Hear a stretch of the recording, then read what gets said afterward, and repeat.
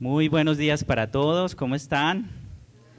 Qué bueno saludarlos, para mí es todo un privilegio y un honor estar compartiendo con todos ustedes aquí la palabra de Dios.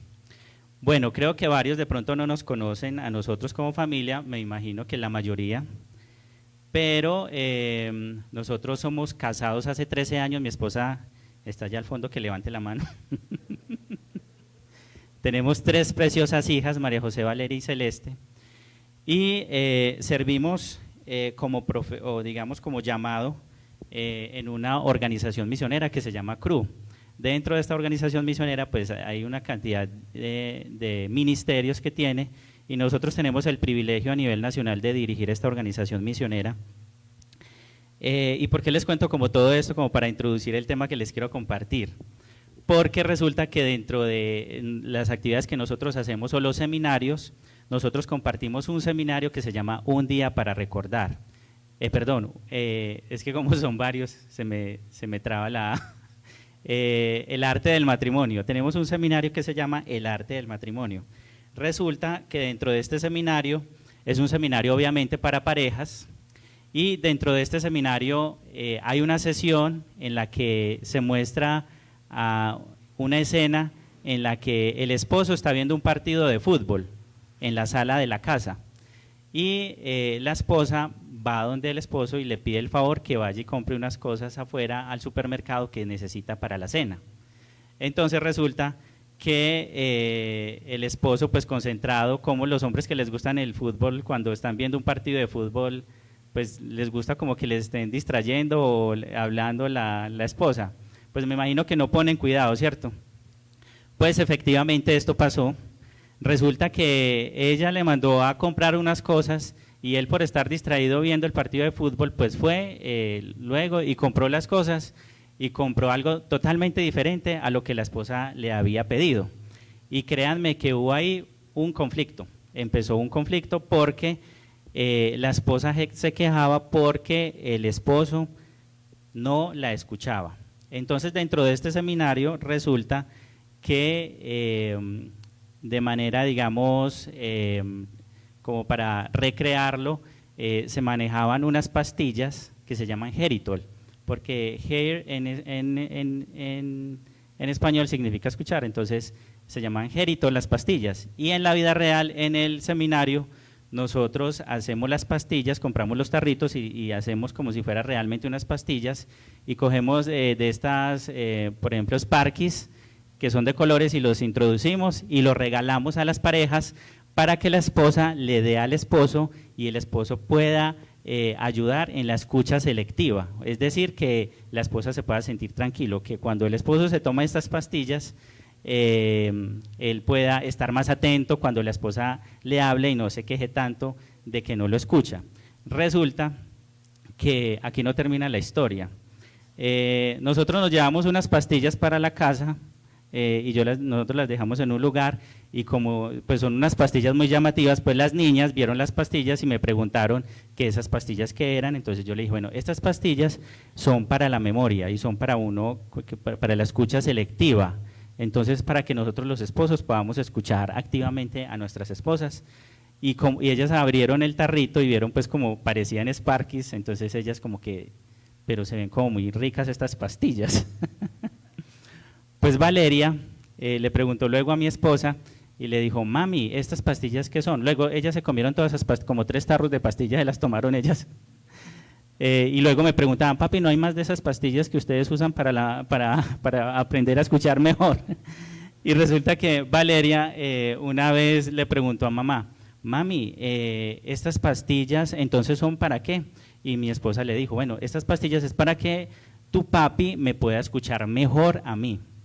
Y Valeria le responde, mami, pero estas pastillas también deberías tomarlas tú, porque tú casi no nos escuchas tan bien a nosotros.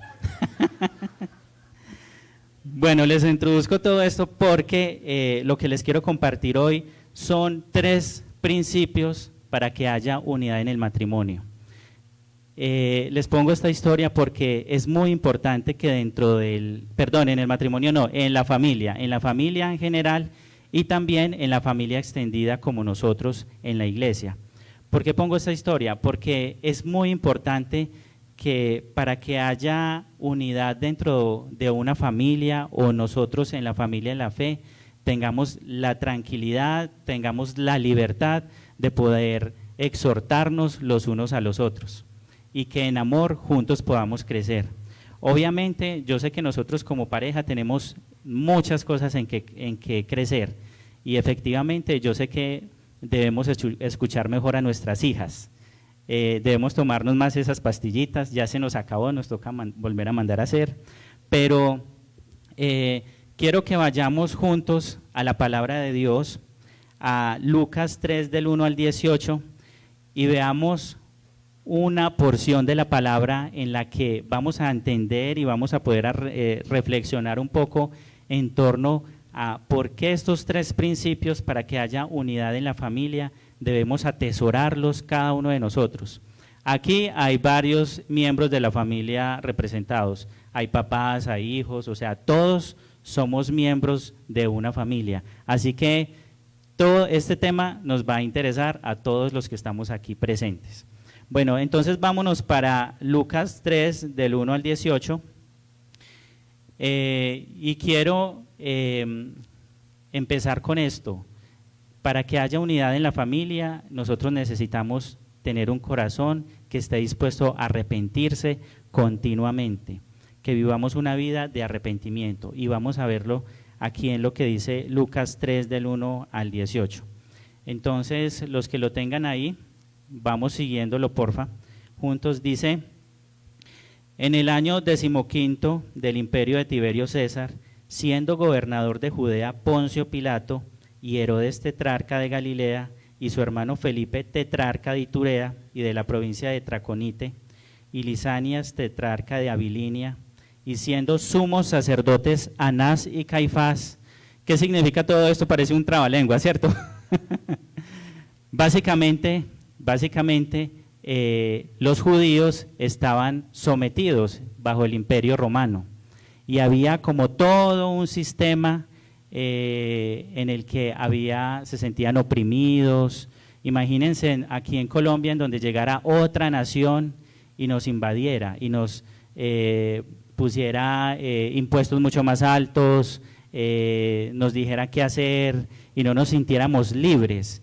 Pues así más o menos se sentía el pueblo judío en esa época. Estaban bajo el imperio romano. Y esto también tiene que ver mucho con los 400 años de silencio. Este es el panorama como empieza el Nuevo Testamento.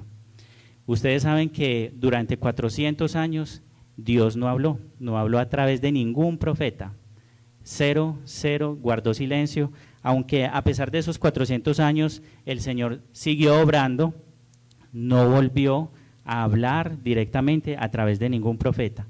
Entonces imagínense cómo se sentiría, cómo estaba el pueblo judío en esa época, porque si en el Antiguo Testamento se estaba hablando que iba a llegar un libertador y estaba el pueblo judío en este panorama sometido bajo el imperio romano, también las autoridades religiosas ya no tenían mucha credibilidad y ese es el panorama en el que se encuentra el Nuevo Testamento. Y empieza el Nuevo Testamento. Y dice aquí, en el versículo 2, y siendo sumos sacerdotes Anás y Caifás, dice aquí, vino palabra de Dios a Juan. Aquí hay algo histórico en el Nuevo Testamento. Durante 400 años el Señor no habló a nadie, y empieza y se rompe este silencio con Juan el Bautista. Y miren lo que dice, vino palabra de Dios a Juan, hijo de Zacarías en el desierto, y él fue por toda la región contigua al Jordán, predicando el bautismo del arrepentimiento para perdón de pecados. Después de estos 400 años de silencio, viene palabra de Dios a Juan el Bautista, y dice que se iba por toda la región del Jordán, predicando ¿qué? El bautismo del arrepentimiento. Es decir, que esa era la misión de Juan el Bautista, una misión que en ese momento era una misión bien compleja, como se encontraba el pueblo judío en ese entonces. Como está escrito, dice en el versículo 4, como está escrito en el libro de las palabras del profeta Isaías que dice, es decir, que él retoma nuevamente, se retoma aquí nuevamente las palabras del profeta Isaías que mencionaba que iba a venir un Mesías. Y dice, voz del que clama en el desierto, preparad el camino al Señor, enderezad sus sendas, todo valle se rellenará, y se bajará todo monte y collado. Los caminos torcidos serán enderezados, y los caminos ásperos serán allanados, y verá toda carne la salvación de Dios. Esto es una profecía que se empieza a cumplir en este momento. Qué bendición nosotros poder permitir que nuestros corazones preparar la venida del Señor. Como dice aquí, todo camino torcido, toda senda, todo collado será enderezado. Es decir, tenemos que preparar un camino adecuado para el Señor. Y dice en el versículo 7, y decía a las multitudes que salían para ser bautizados por él. Quiere decir que cuando Juan el Bautista predicó, hubo una respuesta. Dice aquí que las multitudes salían para ser bautizadas por él. El bautismo del arrepentimiento para perdón de pecados quiere decir que muchas personas dijeron, ve, yo quiero irme a bautizar al río Jordán. Pero mire lo que dice aquí en el versículo 7, oh generación de víboras, ¿quién os enseñó a huir de la ira venidera? Ahí detectó algo Juan en la actitud con la que se estaban acercando las personas a ser bautizadas, que eso lo vamos a ver más adelante. Haced pues frutos dignos de arrepentimiento y no comencéis a decir dentro de vosotros mismos, no, tenemos a Abraham por padre, porque os digo que Dios puede levantar hijos a Abraham aún de estas piedras, y ya también el hacha está puesta a la raíz de los árboles. Por tanto, todo árbol que no dé buen fruto se corta y se echa en el fuego. Me recuerda mucho esta parte de todo árbol que no dé buen fruto se corta y se echa en el fuego con Juan 15, cuando él dice que él es la vid y nosotros los pámpanos, que el que no lleve fruto será cortado. Aquí mismo hace una representación muy similar. Dice en el versículo 10, después de esto, entonces había una actitud de la gente un poco equivocada, muy equivocada, según la percepción de Juan el Bautista, porque dice, oh generación de víboras, ¿quién les enseñó a huir de la ira venidera? Quiere decir que las personas tenían una actitud como de simplemente irse a bautizar, como para salvarse, como para huir de la ira, del juicio de Dios, pero no querían realmente de corazón convertirse. Y mire lo que dice en el versículo 10, y la gente le preguntaba diciendo, entonces, ¿qué haremos? Pues después de esa peinada que les pegó Juan el Bautista y les dijo generación de víboras, ellos como que reaccionaron y dijeron, bueno, entonces, ¿qué haremos? Y versículo 11 dice, y respondiendo les dijo, el que tiene 2 túnicas dé al que no tiene, y el que tiene que comer, haga lo mismo. Vinieron también unos publicanos para ser bautizados y le dijeron, Maestro, ¿qué haremos? Y él les dijo, no exijáis más de lo que os está ordenado. Y también le preguntaron unos soldados diciendo, ¿y nosotros qué haremos? Y les dijo, no hagáis extorsión a nadie, ni calumniéis, y contentaos con vuestro salario. Como el pueblo estaba en la expectativa, ¿por qué en la expectativa? Porque recuerden que venimos de 400 años de silencio, estaban como ansiosos de saber si él era el Mesías. Y como estaban en la expectativa, preguntándose todos en sus corazones si acaso Juan sería el Cristo, respondió Juan, diciendo a todos, yo a la verdad os bautizo en agua, pero viene uno más poderoso que yo, de quien no soy digno de desatar la correa de su calzado. Él os bautizará en Espíritu Santo y fuego. Su aventador está en su mano, y limpiará su era, y recogerá el trigo en su granero, y quemará la paja en fuego que nunca se apagará. Con estas y otras muchas exhortaciones anunciaba Juan las buenas nuevas al pueblo. Imagínense ese panorama. ¿Ustedes qué piensan? ¿Cómo estaban las personas en esa época expectantes de un Mesías? Ya los profetas en el Antiguo Testamento lo habían anunciado, decía cómo iban a llegar, cómo iba a ser, pero después de 400 años de silencio, pues ellos estaban diciendo, bueno, yo no sé si va a ser Juan el Bautista, quién va a ser, necesitamos un Salvador. Todos nosotros, los que estamos aquí, necesitamos a un Salvador. todas las familias. Me gusta mucho la historia de Betty, de María Betty, cómo a través de ella su familia llegó a los pies de Cristo, cómo Dios la utilizó a ella para ser un instrumento. Y todos nosotros aquí necesitamos, pero todo partió de una decisión individual de Betty. Bueno, entonces el tema que les quiero compartir ahora después de esto es 3 principios para que haya unidad en la familia. ¿Cómo debemos nosotros manejar nuestra dinámica familiar? Y no solamente nuestra dinámica familiar, sino la dinámica de nosotros como cuerpo de Cristo, como iglesia. El primer principio es la unidad en la familia, para que haya unidad en la familia hay que tener un verdadero arrepentimiento individual. Vámonos para el versículo 3. ¿Qué dice el versículo 3?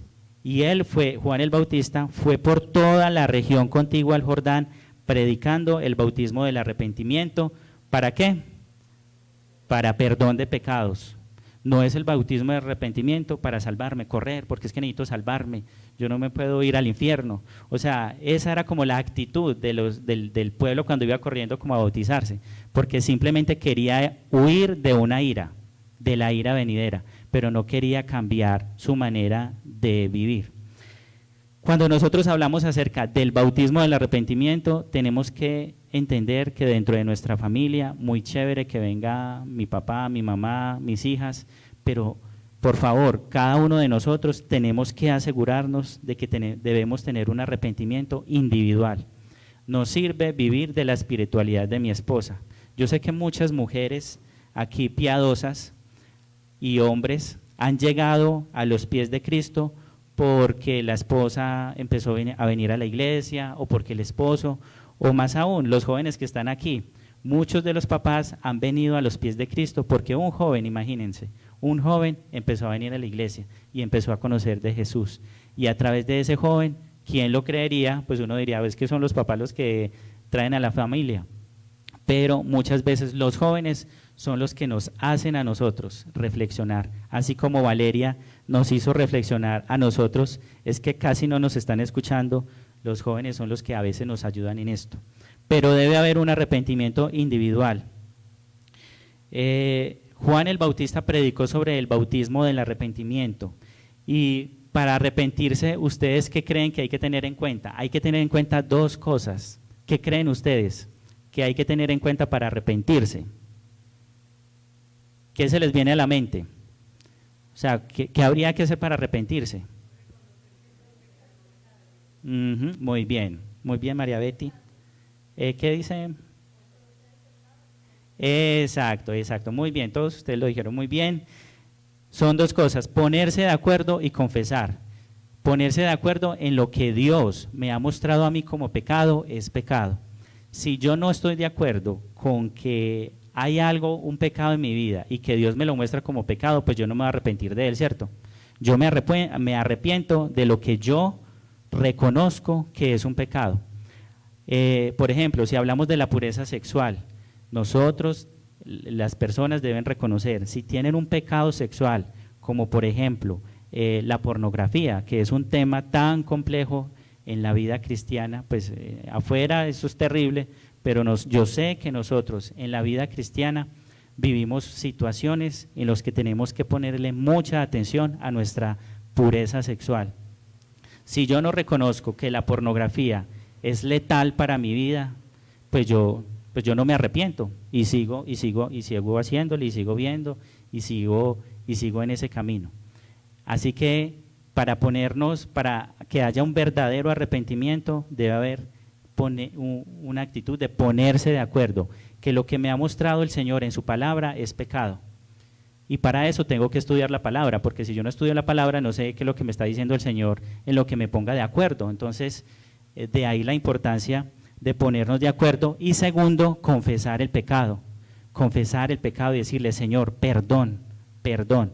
Aquí nosotros no estamos para juzgarnos ni en la familia. Cuando nosotros vemos una falta en la familia, en nuestras esposas o en nuestros esposos o en nuestros hijos, estamos es para alentarnos y ayudarnos a hacernos caer en cuenta y a reconocer que hay un pecado en nuestra vida, algo que está obrando mal en nuestra vida. y un cambio de actitud. Por eso el arrepentimiento es individual, porque a veces cuando hablamos de arrepentimiento, ustedes podrían pensar, lástima que no vino mi esposa, o no vino mi esposa, o mi esposo, o mi hijo, o vea, esto es para usted. Pues antes de usted codiar a su esposo o a su esposa, mírese usted primero, porque esto es primero de nosotros, de nosotros. Yo puedo tener una relación personal, pero algo que nosotros oramos al Señor junto con mi esposa es que mis hijas cuando, bueno, ya están grandes, uno cree que ya están chiquiticas, pero que ellas puedan tener una fe propia, que ellas cuando sean adultas puedan de manera individual, ellas tener una relación personal con Dios. A pesar de que ellas nacieron en un hogar cristiano, no es suficiente porque eso no les va a dar a ellas una salvación, no les va a dar el propósito de Dios para sus vidas. Ellas necesitan de manera individual reconocer que hay pecado en su vida. Así que ese es el primer punto. ¿Por qué? Primera de Juan 1:9 dice que si confesamos todos nuestros pecados, Dios es fiel y justo para perdonar nuestros pecados y limpiarnos de toda maldad. Es suficiente reconocer delante de Dios nuestro pecado. Y Él promete en primera de Juan 1:9 que Él nos perdonará. Para arrepentirse también es muy importante el Espíritu Santo. Cuando yo pido perdón por un pecado y lo hago en mis propias fuerzas, pues ¿qué va a pasar? Cuando yo pido perdón por algo que hice al Señor o a mi esposa y no está obrando en mí el Espíritu Santo, ¿qué pasa? Pues vuelvo y lo hago y eso se convierte en algo y es más de un remordimiento, como cuando usted hace algo y siente como que un medio dolorcito ahí, eso se llama remordimiento. Necesitamos al Espíritu Santo que obre en nuestras vidas para que haya un efectivo confesar en nuestros pecados y ese arrepentimiento. Si yo voy por aquí como medio torcido, yo me enderezca nuevamente, pero ese acto de no volver a lo que estoy haciendo, necesito al Espíritu Santo. Y me gusta mucho esta versión de Efesios 5:18 que dice: no se embriaguen, pues no se embriaguen con vino, pues no se podrán controlar, más bien dejen que el Espíritu Santo los llene y los controle. Mire lo que dice: no se embriaguen porque no se pueden controlar. O sea, nosotros los seres humanos solitos, no nos podemos controlar. O si no, miren afuera, miremos afuera. Dentro de nosotros pueden pasar muchas cosas, pero miren afuera, mire la catástrofe que está pasando entre las familias. Qué triste esto de que los mismos papás están matando a sus hijos. Esta noticia tan terrible que pasó, creo que fue en Medellín, de una mamá que junto con el esposo, no sé, en una secta satánica, sacrificó a su hijo. Qué triste. Pero miren lo que está pasando acá. ¿Y nosotros qué? Debe haber un arrepentimiento individual, y para eso necesitamos al Espíritu Santo, que Él nos llene y nos controle. Entonces, primer principio, debe haber un arrepentimiento individual. Debemos ayudar a nuestras familias, a nuestro esposo, a llevarlo al arrepentimiento, ayudarle. Yo sé que a veces dentro de la familia hay unos que son espiritualmente más adelantados de pronto que otros, pero que nos podamos ayudar y con un corazón tranquilo y sincero decirle: yo quiero ayudarte, ánimo, que hay esperanza. Bueno, el segundo aspecto que quiero comunicarles a ustedes de la importancia y el principio para que haya unidad en nosotros como familia de Cristo y como familia de sangre es que hayan frutos dignos de arrepentimiento. Ese es el segundo principio. Deben haber frutos dignos de arrepentimiento. Y vámonos para el versículo 8. ¿Qué dice el versículo 8? Haced pues frutos dignos de arrepentimiento. Ustedes vieron que Juan el Bautista iba predicando el bautismo del arrepentimiento y eso encontró mucho eco en la gente y la gente corría a hacerse bautizar para perdón de pecados. Pero resulta que Juan el Bautista notó que la gente estaba yendo, pero con una actitud diferente de corazón. Realmente no querían comprometerse con el cambio. De pronto a veces nosotros venimos a la iglesia, ¿por qué? ¿Por qué viene usted a la iglesia? Porque hay que venir cada 8 días a la iglesia. ¿Por qué? Pregúntese usted, ¿por qué viene cada 8 días a la iglesia? ¿Usted por qué viene con su familia cada 8 días a la iglesia? Simplemente porque hay que venir, porque pues mi familia lleva muchos años viniendo a la iglesia y pues hay que venir. ¿O por qué? ¿Cuál es la actitud? Pues déjenme decirles que Juan el Bautista le dijo a esas personas: generación de víboras. ¿Quién les enseñó a huir de la ira venidera? Es decir, ¿quién les enseñó a ustedes a pensar que si venían a la iglesia ya con eso era salvo? O porque ya yo vengo con mi familia, ya todos somos salvos, todo maravilloso, porque simplemente vengo el domingo a la iglesia. No es así. Hay que tener una convicción personal de poderme arrepentir, es decir, que el Señor revela mi pecado y yo tengo frente a eso que decir: es verdad, tengo que cambiar, tengo que cambiar. ¿Qué tiene que cambiar usted en su vida? ¿Qué tiene que cambiar usted como papá, como hijo, para los hijos? ¿Qué tienen que cambiar ustedes? ¿Qué tienen que cambiar? Y dice aquí, para que hayan esos frutos dignos de arrepentimiento, el segundo punto, dice, haced pues frutos dignos de arrepentimiento y no comencéis a decir dentro de vosotros mismos: tenemos a Abraham por padre, porque os digo que Dios puede levantar hijos a Abraham aún de estas piedras. Los judíos pensaban que no necesitaban arrepentirse, porque como ellos venían de esa herencia de Abraham y ellos pensaban que ellos ya tenían la salvación comprada, que ya estaban asegurada su salvación. Y Juan el Bautista les dijo: ¿cómo se les ocurre a ustedes pensar eso? Haced frutos dignos de arrepentimiento y no piense usted. No, mis hijas, yo les digo a ellas: no piensen, porque ustedes vienen a la iglesia o nacieron en un hogar cristiano, que vienen con una herencia y eso ya les hizo hijas del Señor. Debe haber un arrepentimiento y no podemos asegurarnos solamente de porque yo vengo y mi esposa es la que me motiva a venir a la iglesia, ya con esas oraciones de mi esposa ya vengo, ya con esa salvación de mi esposa yo ya tengo, y mis hijos, pues ella ya la tiene, qué bueno, pero usted ¿cómo está con el Señor? ¿Usted cómo está viviendo una vida llena del Espíritu Santo y que le ayude el Espíritu Santo a vivir una vida de arrepentimiento? ¿Usted cómo está? Yo sé que yo tengo muchas cosas que arrepentirme continuamente en mi vida. Tenemos que tener una vida de arrepentimiento. El arrepentimiento no es solamente cuando yo decido aceptar a Cristo en mi corazón y le digo: Señor, confieso mi pecado y te acepto, y ya, como que ya no necesito arrepentirme nada más en mi vida. Todo el tiempo es una vida de arrepentimiento. El tercer principio que quiero compartirles es que para que haya unidad en la familia y también en nosotros como familia extendida, es confrontarnos en amor y ser humildes y vulnerables. Vámonos al versículo 10. Miren lo que dice el versículo 10. Y la gente le preguntaba a Juan el Bautista, miren lo que dice: entonces, ¿qué haremos? Y le respondió Juan el Bautista: el que tiene 2 túnicas, de el que no tiene, y el que tiene que comer, haga lo mismo. Después de esta peinada tan tremenda que le hizo Juan el Bautista, los llamó generación de víboras.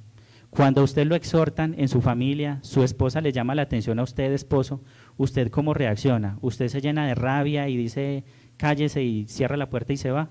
¿O ustedes, hijos, cuando sus papás los exhortan, ustedes cómo reaccionan? Pues aquí hay 2 formas de reaccionar. Cuando uno se confronta con la palabra de Dios, usted tiene 2 formas de reaccionar. Uno es llenarse de orgullo y de rabia y de cerrar la puerta y decir: conmigo no me toque. O tiene la otra opción que nos da el Señor y decir: de verdad me he equivocado, ¿qué tengo que hacer? ¿Qué tengo que hacer? Y mire lo que la gente, mire la gran diferencia en la primera vez cuando la gente corría a hacerse bautizar y yo quiero, para perdón de pecados, me quiero salvar. Y Juan el Bautista les dice: generación de víboras, ¿quién les enseñó a huir de la ira? Haced frutos dignos de arrepentimiento. Y llega esta gente y dice: uy, sí, qué pena, perdón, tuve una mala actitud. Y la gente preguntaba: entonces, ¿qué haremos? ¿Qué haremos? Esta es la gran diferencia. Aquí la gente realmente entendió el propósito del mensaje de Juan, el bautismo del arrepentimiento. Arrepiéntanse, la gente realmente entendió que tenía que arrepentirse. Y entonces cuando uno tiene que arrepentirse, uno dice, bueno, ¿de qué me tengo que arrepentir? ¿Qué haremos? Y respondió y les dijo, el que tiene 2 túnicas, de al que no tiene.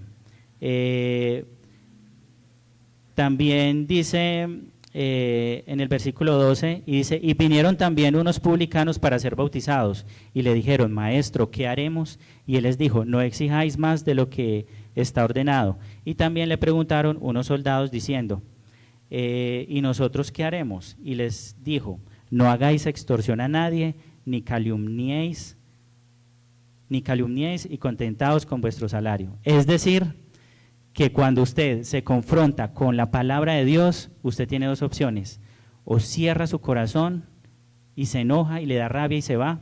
¿Usted cómo reacciona cuando el pastor lo exhorta, su esposa lo exhorta? ¿Cómo es su reacción? Pues aquí las personas, cuando encontraron que realmente había pecado en su vida, ellos dijeron, ¿qué tenemos que hacer? ¿Qué tenemos que hacer? Yo sé que todos tenemos muchas cosas por mejorar. Nosotros como esposos, mi esposa y yo hemos crecido mucho en eso. Nosotros llevamos 13 años de casados y al principio habían cosas que no nos gustaban que me hablaran. Habían cosas que a mí no me gustaba que mi esposa me tocara, y a ella no. Habían temas que yo no podía tocar porque me daba temor que se fuera a enojar. Pero hemos ido aprendiendo y hemos ido creciendo, y hemos llegado a un punto en el que llegamos a veces y mi esposa me dice, tenemos que hablar. Y yo reconozco, y entonces digo, entonces, ¿qué hacemos? Y también mi esposa muchas veces, cuando yo le digo que hay cosas que no me gustan, ella, en vez de cerrarse y decir, no, eso no, y sacar muchas excusas, ella dice, ok, lo siento, ¿qué haré? Entonces, ¿qué tengo que hacer para mejorar? ¿Cómo está su corazón con el orgullo? O sea, ¿cómo hace usted cuando se confronta con la palabra de Dios, o su esposo o su esposa lo confronta? ¿Cierra su corazón o tiene esta actitud que tuvo las personas de decir qué tengo que hacer para mejorar? Finalmente, como pasos de acción, quiero invitarlos a que todos juntos podamos reflexionar en estos 3 pasos de acción, para que después de que salgamos de aquí, en su vida cotidiana, con su familia y aún aquí en medio de la familia en la fe, podamos ponerlo en práctica. De acuerdo a lo que nosotros vimos, primero, ore y pida a Dios que le muestre en qué debe arrepentirse, en qué tiene que arrepentirse usted. Y si no sabe en qué tiene que arrepentirse, yo le voy a dar varias ideas, a ver si de pronto le vienen a la mente como cosas. ¿Cómo está usted en su pureza sexual? Su pureza sexual, no solamente los que no están casados, los casados. ¿Cómo estamos nosotros en nuestra pureza sexual? ¿Cómo están los solteros en su pureza sexual? Los jóvenes, ¿cómo están en su pureza sexual? O sea, ¿de qué tiene que arrepentirse? Acuérdese que arrepentirse hay que ponerse de acuerdo en lo que el Señor me ha mostrado como pecado es pecado. La pornografía, temas muy puntuales, la pornografía, esa infidelidad emocional a veces que los esposos tienen cuando tienen una compañera de trabajo que no tiene una infidelidad como tal en efecto, pero le gusta hablarle, o las mujeres les gusta porque le habla bonito, le llena de flores y todo esto. Eso se llama infidelidad emocional. O sea, quiero estar con él, no estoy físicamente, pero quiero estar con él. O sea, ¿cómo está usted en su pureza sexual, en sus pensamientos? ¿Cómo está usted con los ídolos? Hay muchos ídolos, el trabajo. ¿Qué otro ídolo puede haber? El dinero, el amor al dinero, aferrarse a este mundo, a las posesiones. Esto es lo que más me importa, esto es lo que más me importa. ¿Cómo está? ¿Usted en qué se tiene que arrepentir? Una relación tóxica. ¿Cómo está usted en sus relaciones? A veces nos enredamos en las relaciones tóxicas, en la envidia. Siempre envidiamos lo de los demás. No hay un contentamiento en lo que el Señor me ha dado. No hay agradecimiento, sino siempre quiero lo de los demás porque siento que no me han dado, el Señor no me ha dado lo que yo merezco. Los chismes, juzgar a los demás, la crítica, a veces nos hablan de una persona y sin saber los motivos ya empezamos a criticar, a sacar como conclusiones. De todas estas tipos de cosas tenemos que arrepentirnos. Yo de estas me tengo que arrepentir de muchas y tengo que seguir trabajando en mi vida en muchas. ¿Ustedes de cuáles? De todas estas que acabo de hablar, ¿de cuáles tienen que arrepentirse. Segundo paso, bueno, entonces primer paso de acción, ore y pídale a Dios que le muestre en qué tiene que arrepentirse. Segundo, confiese su pecado y practique la respiración espiritual. Una vez el Señor me confronta, como hizo el pueblo, ¿qué haremos? Entonces, generación de víboras, ¿qué haremos? ¿Qué haremos? No tengo una buena actitud. Entonces, si tengo problemas de pureza sexual, entonces, ¿qué haremos? ¿Qué va a hacer usted? No lo haga solo. Por eso es tan importante una comunidad de creyentes que nos ayudemos juntos, y por eso es tan importante que juntos como familia nos ayudemos. Hay muchas debilidades de mi esposa o que yo tengo, que ella me ayuda y que yo le ayudo a ella y que yo le ayudo a mis hijas y que yo sé que ellas también me ayudan a mí. O sea, en su familia ayudémonos juntos. Confiese su pecado y practique la respiración espiritual. La respiración espiritual es que en el momento en que yo cometo un pecado en mi vida, yo lo confieso, porque la respiración espiritual es como la natural, que usted inhala oxígeno y exhala dióxido de carbono. Exactamente, es la respiración espiritual. Uno exhala el pecado, confiesa el pecado y se apropia nuevamente de la llenura del Espíritu Santo. ¿Usted cómo está con la confesión de sus pecados? ¿Usted cree que los pecados se pueden ir acumulando durante la semana, el lunes, el martes, y el domingo que yo llegue a la iglesia, pues los confieso? O sea, ¿usted acumula pecados? ¿O usted en el momento en el que comete un pecado lo confiesa? Pues déjeme decirle que para que nosotros podamos caminar en la llenura del Espíritu Santo, debe haber continuamente una confesión de pecados en el momento en que ocurra. Yo sé que esto nos ha pasado a todos, a mí me ha pasado, que a veces uno comete un pecado y uno como que por allá a los 10 días, a los 15, al mes, no sé. No crean que con olvidarse de los pecados, eso ya como que ya no hay más pecados, ya yo me olvidé de este pecado. No es olvidarse, es con el Señor confrontarse y decir, primera de Juan 1:9, si confesamos nuestros pecados, Él es fiel y justo para perdonar todos nuestros pecados y limpiarnos de toda maldad. Así que, segundo punto, confiese su pecado y practique la respiración espiritual. Busque ayuda, es el tercer punto. Comparta con una comunidad y otros creyentes y rinda cuentas. Es muy difícil a veces salir de ciertos pecados y arrepentirse cuando yo lo hago solo. Hay temas, por ejemplo, el de la pureza sexual, que eso sería, a veces es ¿cómo se dice? Un mito. Un tabú, exacto, un tabú dentro de la iglesia. Pero entonces hay muchos que están como encerrados en eso, porque obviamente si lo cuenta el pastor o le dice a alguien, pues eso se vuelve un escándalo. No tengamos temor a ser transparentes y vulnerables, y si hay un pecado, por ejemplo sexual, de decirlo a alguien de confianza, confesarlo a la esposa, al esposo, a los hijos, decirles necesito ayuda, necesito que me ayuden. Compartirlo con la comunidad. Por ejemplo, aquí en la iglesia tenemos grupos familiares los miércoles, ¿cierto? Qué bueno que podamos tener amigos en los que yo pueda compartir mis cargas y decirles, siento que de esto solo no puedo salir, necesito ayuda. Y finalmente, ya para terminar, quiero cerrar como conclusión el versículo 15 y 16 de Lucas, para que me sigan ahí los que me están siguiendo. Versículo 15 y 16. Después de todo esto que pasó, el pueblo dijo, bueno, ¿qué haremos? Entonces hay que despojarse. Le dijo, palabras más, palabras menos, Juan el Bautista al pueblo. Hay que arrepentirse. Y dice el versículo 15, como el pueblo estaba en expectativa, acuérdense de los 400 años de silencio, estaba en expectativa porque ellos querían saber quién era el Mesías y estaban pensando que era Juan el Bautista, preguntándose todos en sus corazones si acaso Juan sería el Cristo. Respondió Juan diciendo a todos, yo a la verdad os bautizo en agua, pero viene uno más poderoso que yo, de quien no soy digno de desatar la correa de su calzado. Él os bautizará con Espíritu Santo y fuego. Imagínense, ¿cómo sería Juan el Bautista? ¿Cómo sería este hombre que aún la gente lo confundía con Jesús? O sea, sería un hombre como muy normal, ahí como normalito 3/4. Aún la gente somos modelo.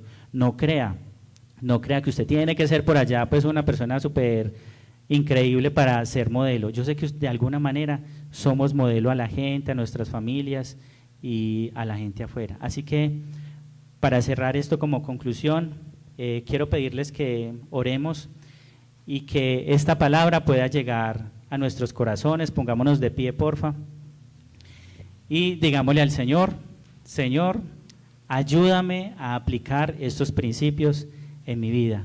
Señor, ayúdame a ser vulnerable, ayúdame a no tener una mala actitud en mi vida y pensar que solamente con estar aquí en la iglesia ya es suficiente.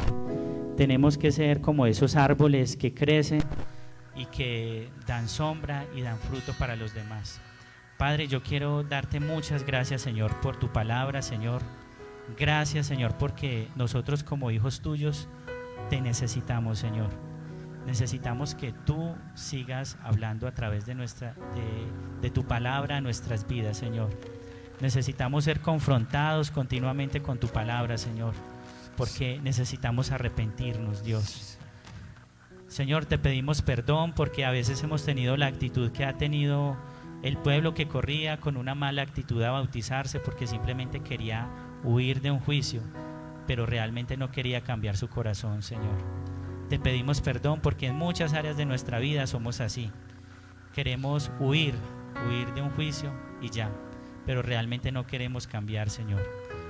Padre, te pido en este momento que tú pongas como instrumentos tuyos, Señor, a nuestros esposos, a nuestras esposas, a nuestros hijos inclusive, como lo compartía al principio, para que tú muestres qué es lo que hay en nuestro corazón.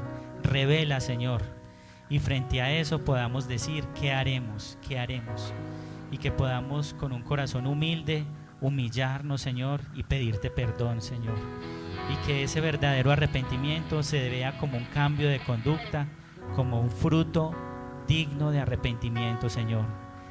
Yo quiero, Señor Dios, que cada uno de nosotros seamos como esos árboles que crecen y dan sombra, Señor, no solamente para nuestra familia, sino para toda la iglesia, Señor, y aún los que están afuera que aún no te conocen, que los que lleguen a nosotros encuentren esa sombra y encuentren algo en nosotros y ese fruto, Señor, pueda verse reflejado en ti, Señor.